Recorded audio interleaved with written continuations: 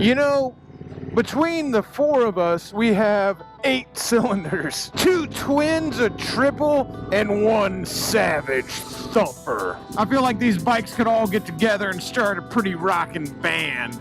And actually, all the engines sound different enough, you could probably play them all like instruments. Somebody who's smarter than me and actually knows how to make music ought to do something like that. Funny story, when I first started doing YouTube, I bought this fancy sound recorder because I thought I was gonna record all the different noises our motorcycles made, from backfires to acceleration to starting whines and all the different noises they made. And I was gonna put them all on my computer and I was gonna make like a sick ass beat out of it. So I recorded it all, got it all on the computer, and then I realized making music is hard. Yeah, I think it also helps if you're actually talented with music as well. You know, I come from a family of very talented musicians, a lot of them musicians for a living, they're professional musicians, and I literally couldn't hold a tune if you held a gun to my head and it was to save my life. I've heard feral cats in heat that can make a better song than I can, all right?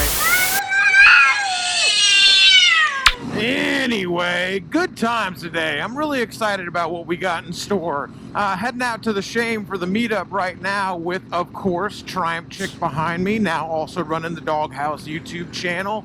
And also we got Jess and Jason, The Life of Winter, and Jesse Gray 2114. You know, I feel like everybody makes some sort of sex joke when they're filling up their motorcycle, except for me. And that's because I really don't like to sexualize my motorcycle. Nothing against the guys that do, but whenever I think about that, it makes me think that I'm sexualizing like a horse I'm riding or something. And I'm sorry, I wouldn't ever want to fuck my horse. And to me, a motorcycle's more of a companion and less something I want to put my dick into. It's also why I always give them boy names.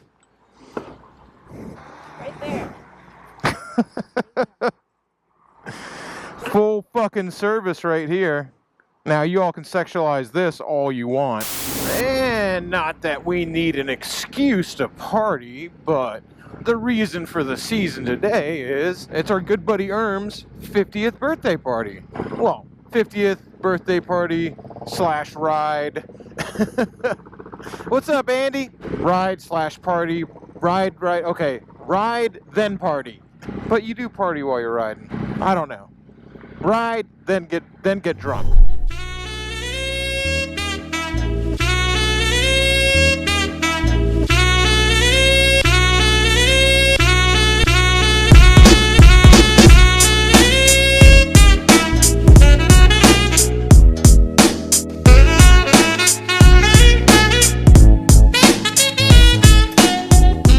You guys haven't seen Andy on a ride in a long time, so a free beer to whoever remembers what video Andy was in. I'll give you, it was about 4 freaking years ago.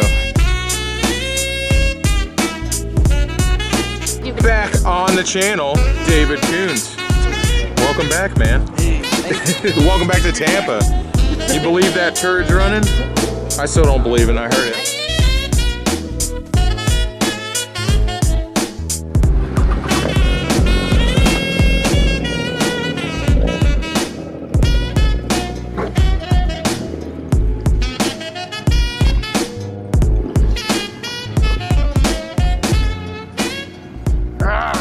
We got the whole crew going. When you're talking about this many bikers, it's a little bit like herding cats. It takes us a minute to get organized. Man, too many people to mention right now. We got, of course, Justin, who you'll recognize from some videos. David Coons, who I introduced earlier. You guys have seen D in a bunch of videos. I can't even think of everybody to mention right now. I'll put their Instagram links below. There's going to be like 30 people's Instagram pages in the description right now. And there goes Erm leading the crew.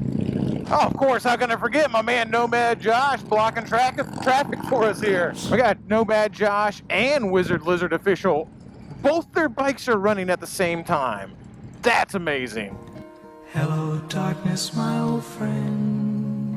Well, I've constantly got people complaining that I'm always in the front of the pack and they never get to see how many motorcycles are riding with us. Well, here you go. Now I'm in the back because this is his birthday ride and he's leading it. Sometimes I wonder if people think that I like really need to lead the group or something like that, or it's really important to me. And it's not, I just don't mind doing it. For whatever reason, a lot of people don't actually like leading a motorcycle ride, and I don't know, it just doesn't bother me in the slightest. So I kind of always end up leading the rides. But today is Erm's first annual 50th birthday, so he's gonna go ahead and take point, the man of the hour. And just so you know, there's another like 10 motorcycles behind me and Jessica right now. Sorry, actually looks like more than 10.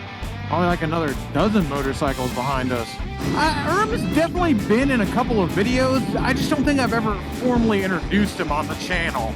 Just an absolutely great guy who always does absolutely what the fuck ever he wants.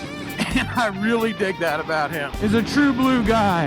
And you know, you don't get this many people showing up for your 50th birthday ride unless you're something special. Now, if you guys remember a dude named TikTok Motovlogs, when he came down here to visit me, I was bartending and he actually went out and partied with Erm all night long. So I know TikTok remembers Erm because they freaking wild out. You'll see Erm's on his big old daddy bagger up there, but he's got a bunch of different bikes. He's got an absolutely amazing 59 hand-head chopper that I'm in love with.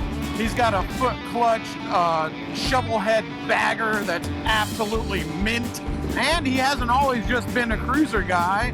He's raced enduro, he's raced sport bikes, he drag races, he does everything in between. Erm's one of those dudes he's an absolute renaissance man when it comes to motorcycles. And you might take a look at him on his Harley and you might pass judgment and go like, oh, here goes some other Harley dickhead who just only gives a fuck about American V twins.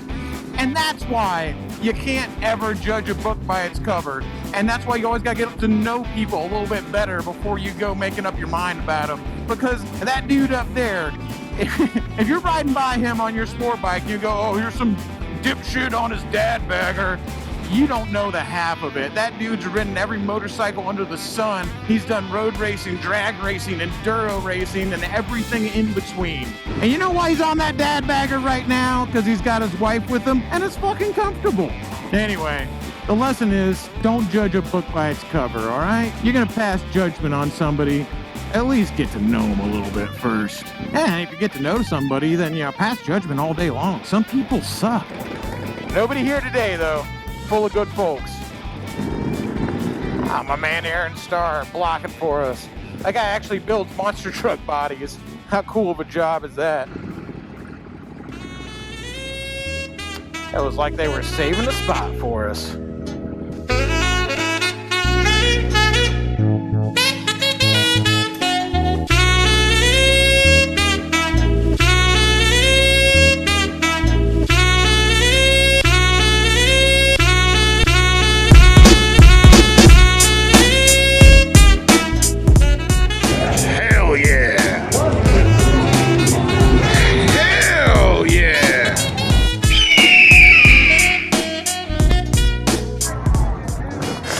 Stand it up.